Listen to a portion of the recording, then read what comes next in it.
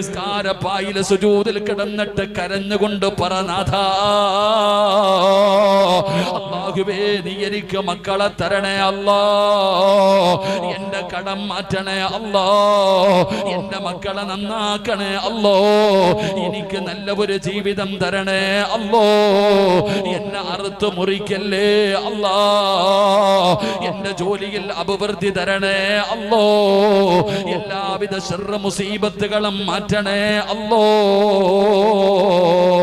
സുജൂദിൽ കിടന്ന് കരയടോ, സുജൂദിൽ കിടന്ന് ദുആ ചെയ്യടോ, നിന്റെ ദുആയിക്ക് ഉത്തരമുണ്ടെന്ന് നബി മുഹമ്മദ് മുസ്തഫ സല്ലല്ലാഹു അലൈഹി വസല്ലമ തങ്ങൾ പറയുകയാ. അതുകൊണ്ട് സുജൂദിന്റെ രണ്ടാമത്തെ പ്രതിഫലം എന്തെന്നറിയോ? ഒരാൾക്ക് അല്ലാഹുവിലേക്ക് ഏറ്റവും കൂടുതൽ അടുക്കാൻ കഴിയുന്ന സമയം അത് സുജൂദിന്റെ സമയമാണ്.